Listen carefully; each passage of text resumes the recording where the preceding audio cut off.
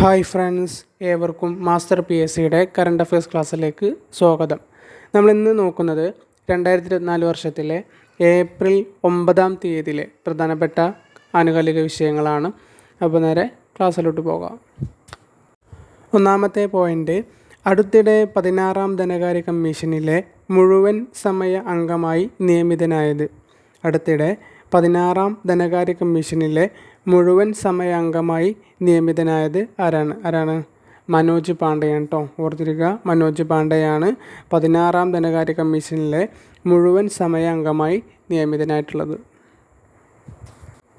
രണ്ടാമത്തെ പോയിൻ്റ്, ഡൽഹി വനസംരക്ഷണ കമ്മിറ്റിയുടെ തലവനായി അടുത്തിടെ നിയമിതനായത് ആരാണ്?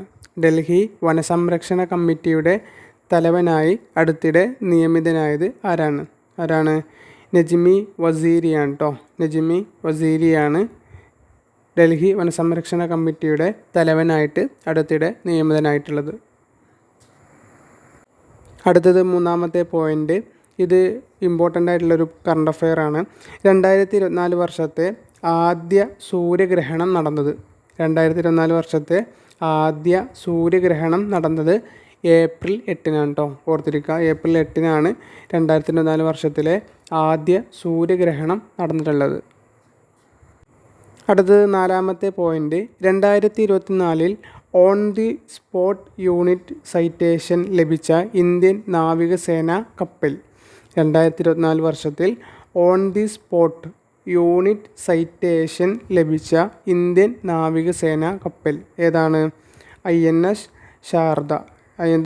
INS ശാരദയാണ് 2024 വർഷത്തിൽ on the spot unit citation ലഭിച്ച ഇന്ത്യൻ നാവികസേനയുടെ കപ്പൽ. അടുത്തത് ഒരു വേദിയെക്കുറിച്ചാണ് നമുക്ക് പഠിക്കാനുള്ളത്. അഞ്ചാമത്തെ പോയിൻ്റ്, പ്രതിരോധ മന്ത്രാലയത്തിൻ്റെ പരിവർത്തൻ ചിന്തൻ എന്ന ട്രൈ സർവീസ് സമ്മേളനത്തിന് 2024 വേദിയായത്.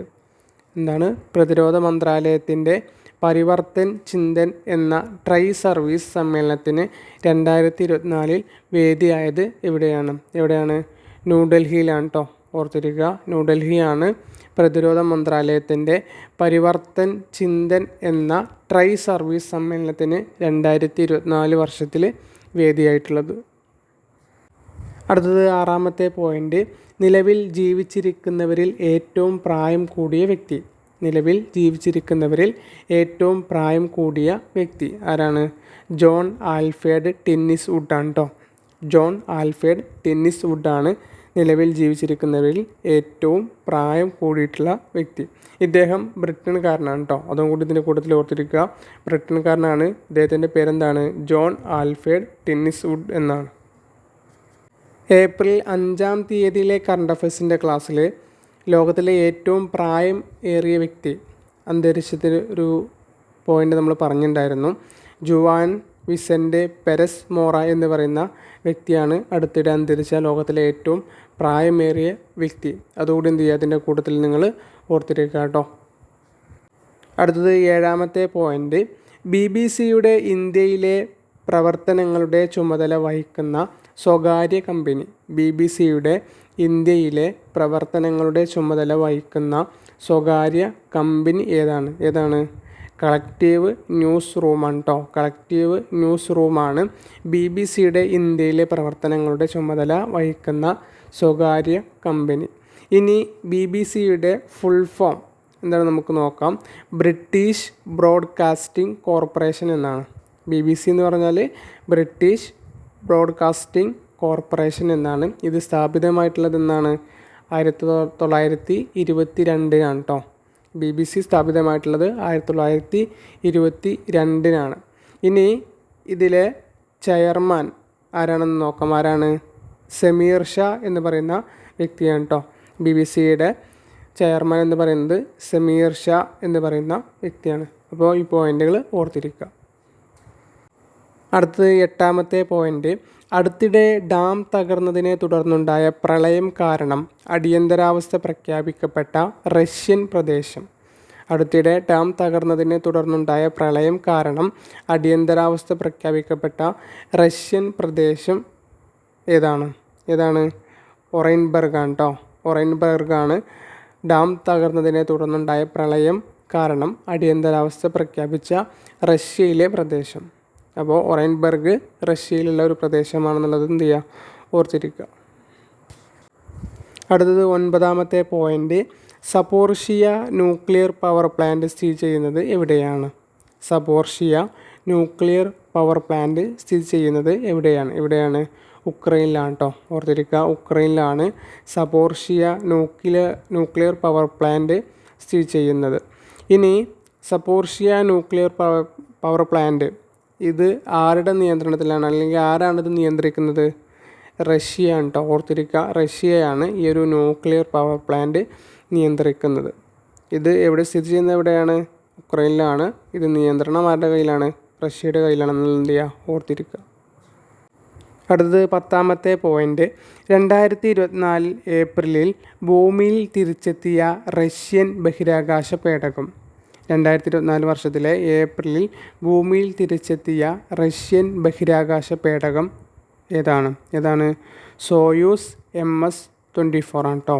സോയൂസ് MS-24 ആണ് 2024 വർഷത്തിലെ ഏപ്രിലിൽ ഭൂമിയിൽ തിരിച്ചെത്തിയ റഷ്യൻ ബഹിരാകാശ പേടകം. അപ്പോൾ ആരുടെ പേടകമാണ്? റഷ്യൻ്റെയാണ്. റഷ്യൻ ബഹിരാകാശ പേടകമായിട്ടുള്ള സോയൂസ് MS-24 ആണ് ഭൂമിയിൽ തിരിച്ചെത്തിയിട്ടുള്ളത്. ഇത് വിക്ഷേപിച്ചത് എന്നാണ്? അതും കൂടി ഇതിൻ്റെ കൂടുതൽ ഓർത്തിരിക്കുക. വിക്ഷേപിച്ചത് 2023 സെപ്റ്റംബറിലാണ് കേട്ടോ. സോയൂസ് MS-24 എന്ന പേടകം വിക്ഷേപിച്ചത് 2023 സെപ്റ്റംബറിലാണ്. അടുത്തത് 11ാമത്തെ പോയിൻ്റ്, സ്പേസ് എക്സിൻ്റെ ബാൻഡ് വാഗൺ 1 മിഷൻ്റെ ഭാഗമായി വിക്ഷേപിക്കപ്പെട്ട ഇന്ത്യൻ നിർമ്മിത സാറ്റലൈറ്റ്.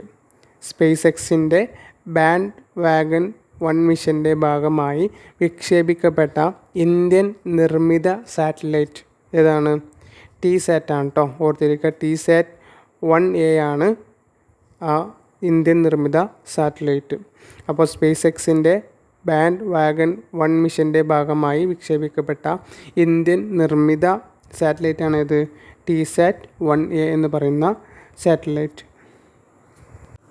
അടുത്തത് 12ാമത്തെ പോയിൻ്റ്, ഒളിമ്പിക്സ് ജൂറിയായി തിരഞ്ഞെടുക്കപ്പെട്ട ആദ്യ ഇന്ത്യൻ വനിത. ഒളിമ്പിക്സ് ജൂറിയായി തിരഞ്ഞെടുക്കപ്പെട്ട ആദ്യ ഇന്ത്യൻ വനിത ആരാണ്? ബിൽക്കിസ് മീർ ആണ് കേട്ടോ.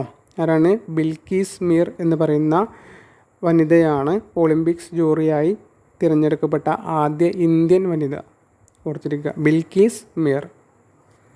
ഈ വനിത അക്വാ വുമൺ ഓഫ് കാശ്മീർ വാലി എന്നും അറിയപ്പെടുന്നുണ്ട്. എന്താണ്? അക്വാ വുമൺ ഓഫ് കാശ്മീർ വാലി എന്നും ഈ വനിത, അതായത് ബിൽക്കിസ് മീർ എന്ന് പറയുന്ന ഈ വനിത അറിയപ്പെടുന്നുണ്ട്. ഇനി 2024 വർഷത്തിലെ ഒളിമ്പിക്സിൻ്റെ വേദി എവിടെയാണ്? പാരീസിലാണ് കേട്ടോ, ഓർത്തിരിക്കുക. അതും ഇതിൻ്റെ കൂട്ടത്തിൽ ഓർത്തിരിക്കുക. 2024 വർഷത്തിലെ ഒളിമ്പിക്സിൻ്റെ വേദി പാരീസിലാണ്. ഒളിമ്പിക്സ് ജൂറിയായി തിരഞ്ഞെടുക്കപ്പെട്ട ആദ്യ ഇന്ത്യൻ വനിതയാണ് ബിൽക്കിസ് മീർ. അതുപോലെ തന്നെ അക്വാ വുമൺ ഓഫ് കാശ്മീർ വാലി എന്നും ഈ ഒരു വനിത അറിയപ്പെടുന്നുണ്ട്. 2024 വർഷത്തിലെ ഒളിമ്പിക്സിൻ്റെ വേദി എവിടെയാണ്? പാരീസിലാണ് എന്നുകൊണ്ട് എന്ത് ചെയ്യുക, ഓർത്തിരിക്കുക. അടുത്തത് 13ാമത്തെ പോയിൻ്റ്, അടുത്തിടെ അന്തരിച്ച ഐറിഷ് ഫുട്ബോൾ താരം. അടുത്തിടെ അന്തരിച്ച ഐറിഷ് ഫുട്ബോൾ താരം ആരാണ്? ജോസഫ് പെഡ്രിക് കിന്നറാണ് കേട്ടോ. ജോസഫ് പെഡ്രിക് കിന്നറാണ് അടുത്തിടെ അന്തരിച്ച ഐറിഷ് ഫുട്ബോൾ താരം. ഇന്നത്തെ കറണ്ട് അഫയേഴ്സിൻ്റെ ക്ലാസ് ഇവിടെ പൂർണ്ണമാവുകയാണ്. ഇന്നത്തെ കറണ്ട് അഫയേഴ്സിൻ്റെ ക്ലാസ് നിങ്ങൾക്ക് ഇഷ്ടമായെങ്കിൽ വീഡിയോ ലൈക്ക് ചെയ്യുക. നിങ്ങളുടെ അടുത്ത സുഹൃത്തുക്കൾക്ക് കൂടി ഈ വീഡിയോയിലെ ലിങ്ക് നിങ്ങൾ ഷെയർ ചെയ്ത് കൊടുക്കുക. എൻ്റെ ചാനൽ നിങ്ങൾ സബ്സ്ക്രൈബ് ചെയ്തിട്ടില്ല എന്നുണ്ടെങ്കിൽ ചാനൽ സബ്സ്ക്രൈബ് ചെയ്യുക. തൊട്ടടുത്തുള്ള ബെല്ലൈക്കൺ കൂടി ക്ലിക്ക് ചെയ്യുകയാണെന്നുണ്ടെങ്കിൽ ഞാൻ ചെയ്യുന്ന വീഡിയോകൾ നിങ്ങൾക്ക് അപ്പോൾ തന്നെ നോട്ടിഫിക്കേഷനായി ലഭിക്കുന്നതായിരിക്കും. അപ്പോൾ അടുത്ത വീഡിയോയുമായിട്ട് വീണ്ടും കാണാം. അതുവരേക്കും bye bye. Thanks for watching.